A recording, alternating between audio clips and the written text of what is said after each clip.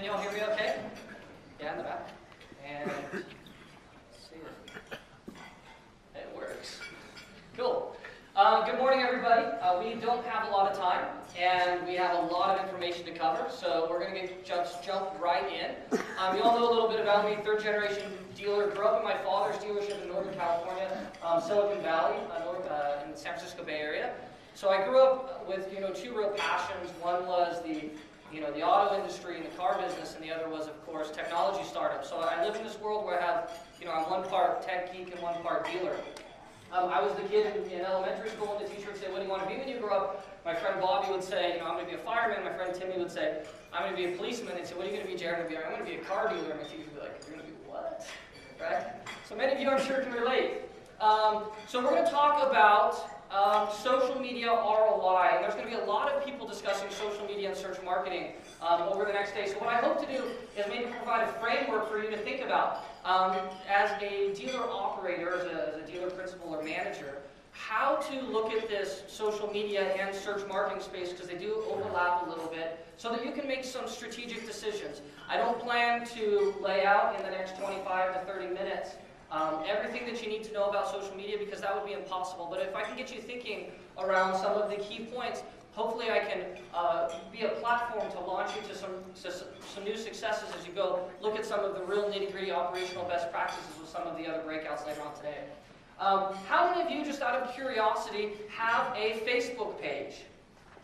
Okay, a lot of you. This is so cool. When I started talking about social media to the auto industry, I would ask that. And I remember one time in particular, nobody raised their hand. A room about this size, nobody raised their hand. And then finally one guy in the back, slowly, sheepishly puts his hand up. And I go, "Wow, sir, that's pretty cool, Congratulations on being innovative." He goes, No, I'm not on Facebook. I have a question." And I said, "Well, what's your question?" He said, "What's Facebook?" Right? So the industry has come a long way. Now, how many of you would like some help? I think you can get more ROI out of Facebook.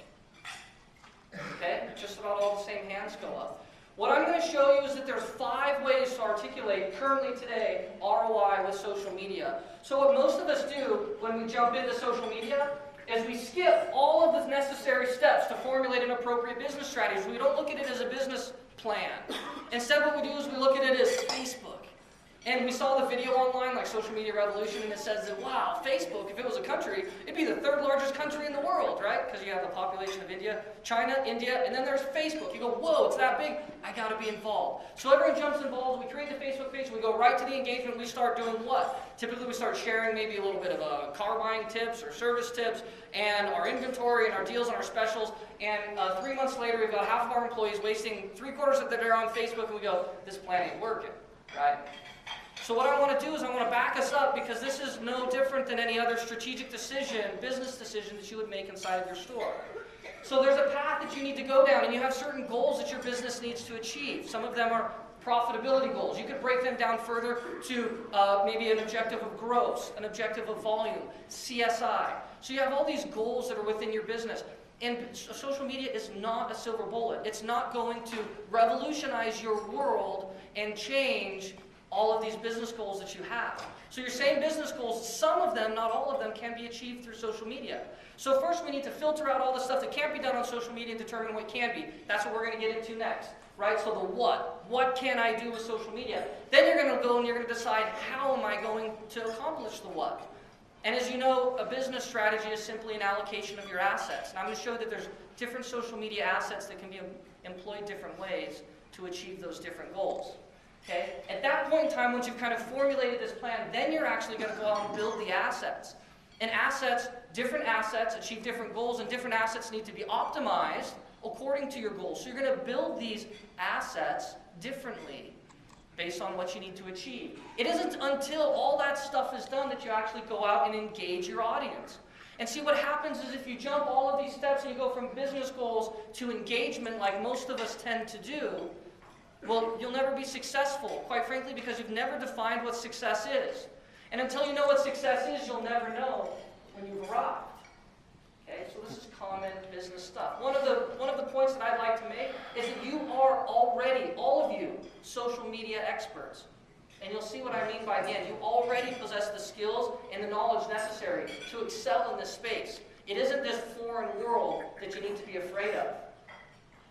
Okay? So the 5 things. There's 5 goals, or 5 goals that you can achieve using social media. The first one is branding. Okay? And there's an interesting thing taking place in the market. I don't want to steal Dale Pollock's thunder because he's a lot smarter than me and he tells the story way better. But just to get the general lay of the land, you can buy a Ford just about anywhere. You can buy a Chevy just about anywhere. So dealers, we at the dealer level, we're not going to innovate necessarily on the product, in the product realm. That's for our manufacturer to do, and that's based on, so we'll look at that when we determine what franchises we're buying and which locations. But at the end of the day, you're not a product innovator, you're a distributor, right? And all of the products are becoming the same, they're becoming commoditized. So then how do you fight? You compete on price. Well, the problem is now that there's so much information in the market that your customers know the price almost, and know what market value of the price before your salesperson does. Why? Because your salesperson's got to go through this back and forth negotiation with your desk manager who's withholding all the information from your salesperson, but your customer got it all online before they walked into your dealership. That Car Gurus thing is a perfect example of that. Okay, so when the products become the same and the pricing becomes the same, how do you compete? And we're not the first industry to go through this. There's industries all over the place. Look at the student loan industry. Okay, if you were in the student loan industry, and I know this is whack when you go, how does this relate to selling cars? But I promise it relates. Could you imagine being in a business that was so heavily regulated by the government that they determined exactly what your product was, what the price was, what your margin was? What do you do? How do you compete? Well, what the Loan Network did, StudentLoanNetwork.com, was they created a series of podcasts. And what they began doing, and the medium is irrelevant, but what they began doing was they began branding themselves as the educators. So they began getting tens of thousands, then hundreds of thousands of students listening to their podcasts and getting information about student loans, right?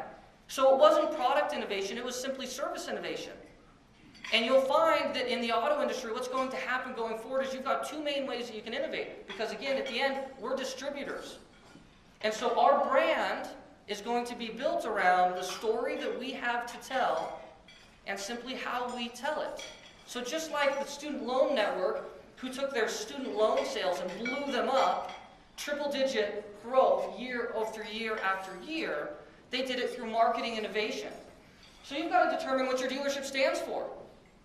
And if you stand for, I was at a Ford store, if you stand for Ford, well guess what? You're no different than the next Ford dealer. And so some of us go and we say, yeah, but you know what, I'm different. Because like my grandfather started the dealership in 1964. So you go, well, we've been in business now for 3 generations. And that's our brand. Well, guess what? I'm your customer. And I don't really care what your grandfather did for my grandfather. I care what you're going to do for me today. So again, I ask, what's your brand? Right? And so when you get into this, why is Apple Computer, this is kind of nuts, like an Apple Computer tattoo, think differently. But why is Apple Computer any different from Dell? They source their parts from the same, from their same manufacturers. They assemble their computers in the exact same factory in China. Apple Computer comes out one door, HP and Dell go out the other. Why are they so dramatically different? Why will I pay $4 grand for my MacBook Pro when I could get a Dell online for $800? Because it's the brand experience that Apple creates. So if you want to look at how to create a real brand, you got to go to the pain points of your customers. This isn't you determining your brand, because if you all scream, we're the lowest price, we're the lowest deal in town, and everyone's screaming that at the customers, what happens? Well, first off, the customers aren't stupid. They know that everybody but one of you is lying. Right? Because you're not all going to be the lowest. Right? So it's very, very difficult. And then what happens is your customer comes on the lot, they want to buy the F-150, $2 grand below invoice, because you won the price more and you were louder than the next guy, and they came in to buy your car from you, $2 grand below invoice, because that's what you advertised for. So what do? You sell the truck, and then we moan and complain because our grosses are low. But that was our brand play to begin with. I'm like, hey dude, your advertising is working. That's what you asked for, right? So we got to figure out how we differentiate ourselves. And some of the pain points, I'm not going to give you the answer because I don't know what it is. It's got to be different for everybody. But finance office innovation, that's a huge pain point for customers. I think we'll see some really incredible innovation there. I think the negotiation is an amazing pain point for customers. I think dealers, like One Price stores, are figuring out that they can build a whole brand image around, let's alleviate the stress of the negotiation for the customer. And now you're talking something that's, you're different than the rest of the Ford dealers. It's not about price, it's not about product.